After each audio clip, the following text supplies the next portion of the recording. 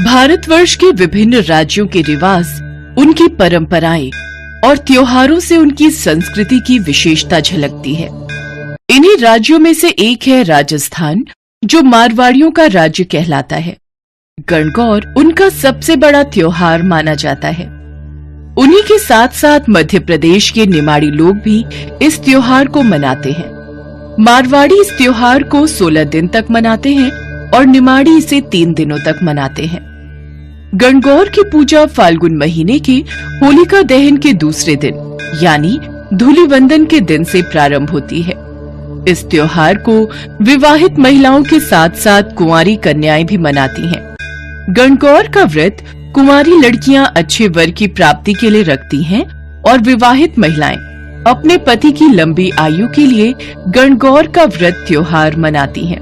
विवाहित महिलाएं अपनी पहली गणगौर अपने मायके में ही मनाती हैं, जहां उनके मायके वाले उन्हें श्रृंगार का सामान देते हैं।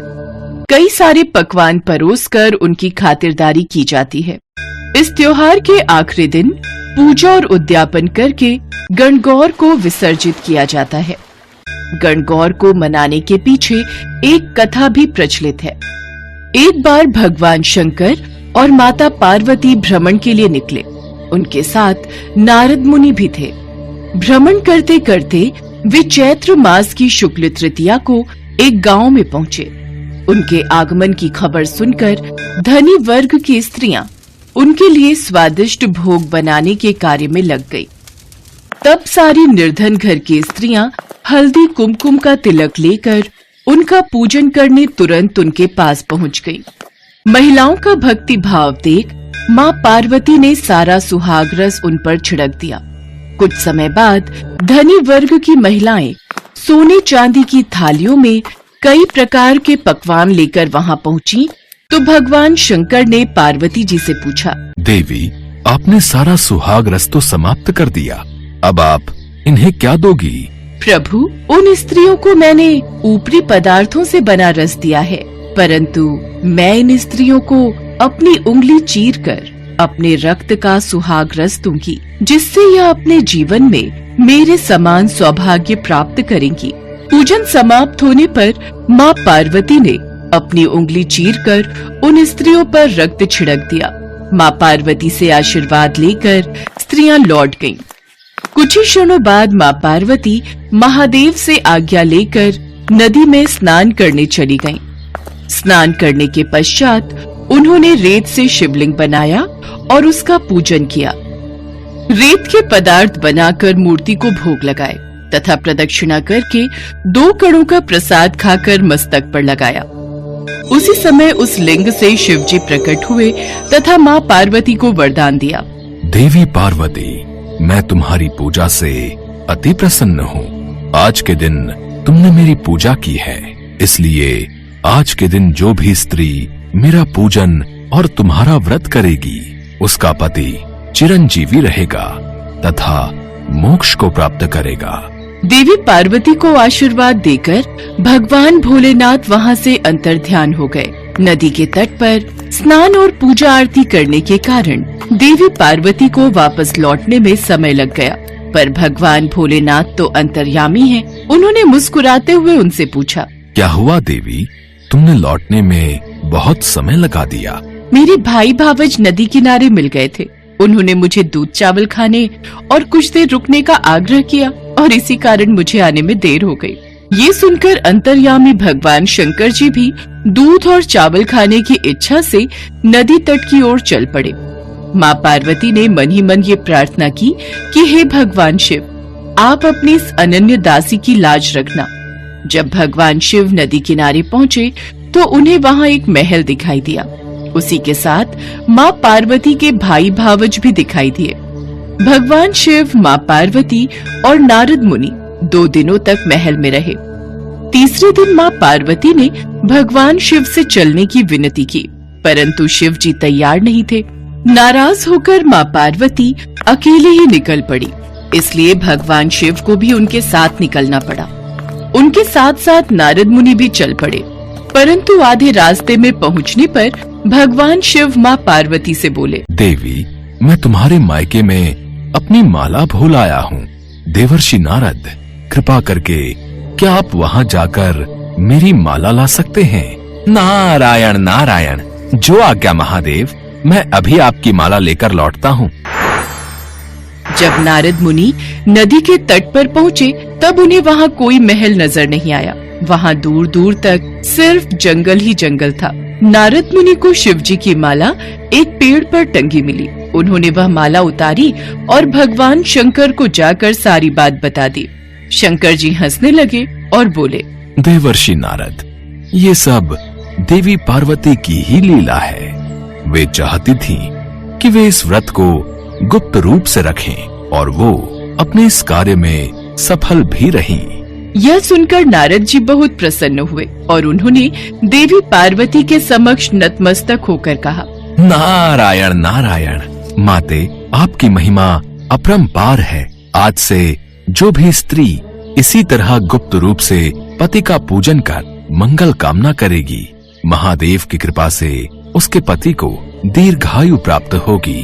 इसके पश्चात भगवान भोलेनाथ, माता पार्वती और नारद मुनि धरती लोक से प्रस्थान कर गए। उसी दिन से गणगौर पूजा की शुरुआत हुई।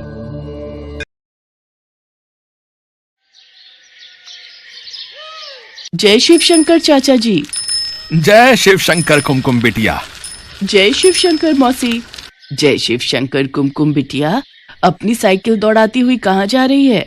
मौसी, शिव मंदिर जा रही हूँ। आज सोमवार है ना, तो भगवान भोलेनाथ का दूध से अभिषेक करूंगी और खीर का प्रसाद भी बनवाना है।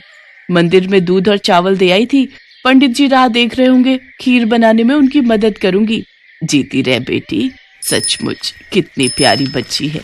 भगवान शिव की कितनी पूजा करती है। इसके लिए अच्छा सा लड़का मिल जाए और इसकी शादी हो जाए तो इसके माता पिता की चिंता दूर हो जाएगी।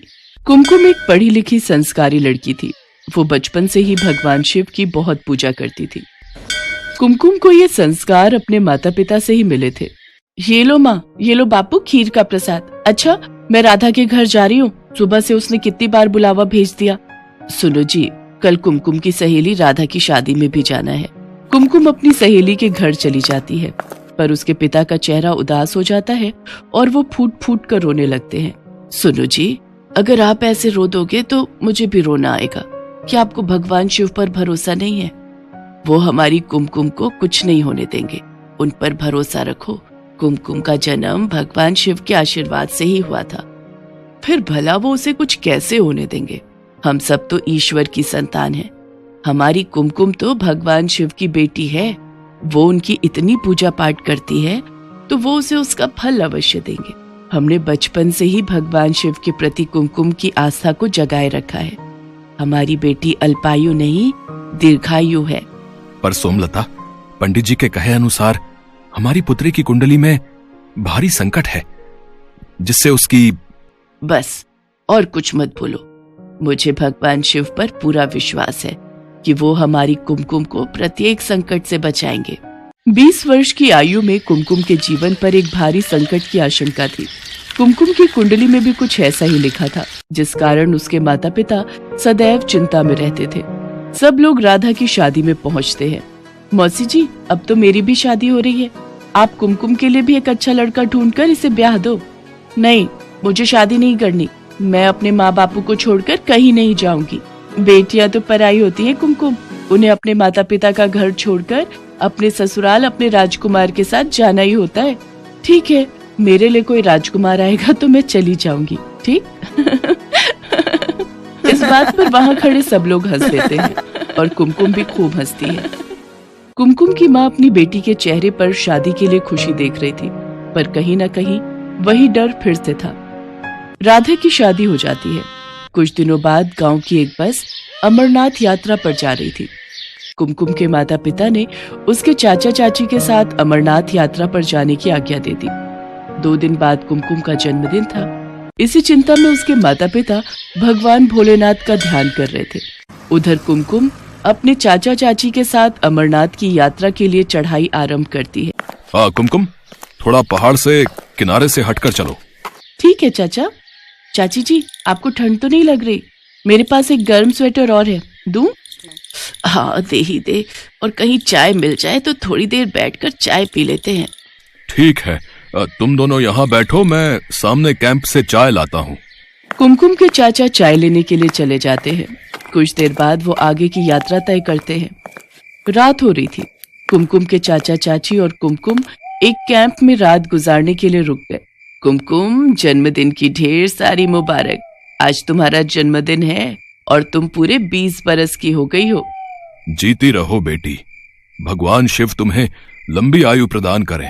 शुक्रिया चाचा जी, शुक्रिया चाची जी। चाचा जी, मैं थोड़ी देर आसपास घूम लूं? ठीक है बेटी, पर ज्यादा पहाड़ के किनारे पर मत जाना।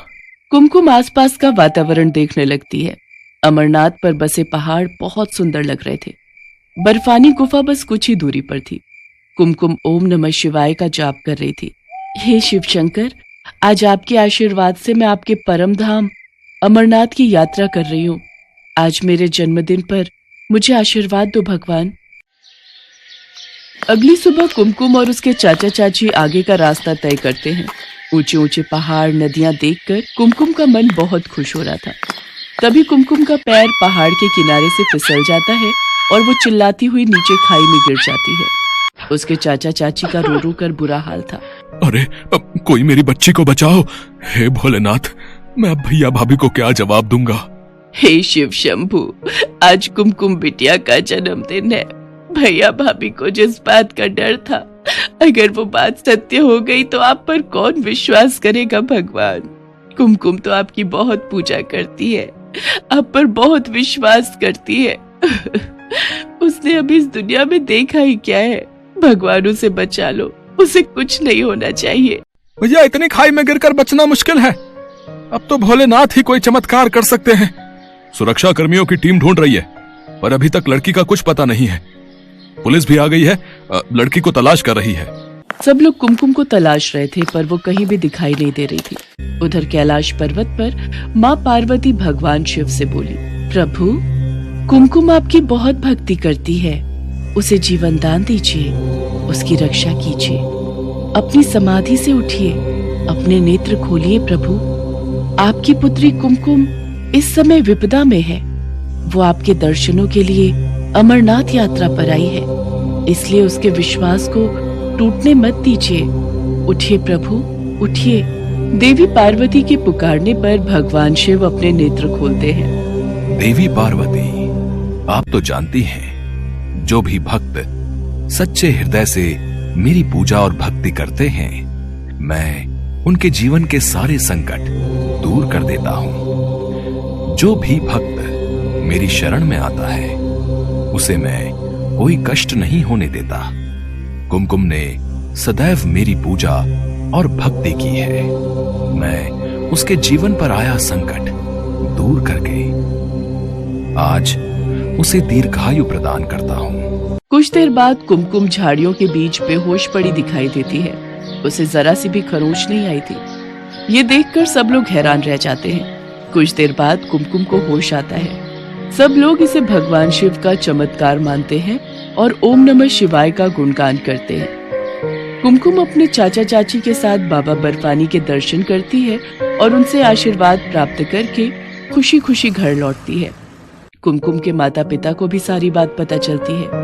वे भी भगवान शिव को धन्यवाद कहते हैं। भगवान शिव की उपासना और पूजा से आज कुमकुम को नया जीवन दान मिला था। सब लोग भगवान शिव को धन्यवाद कहते हैं। कुछ समय पश्चात एक बहुत ही संपन्न परिवार में कुमकुम का विवाह हो जाता है। आज भगवान शिव की कृपा से कुमकुम अपने जीवन में बहुत खुश थी।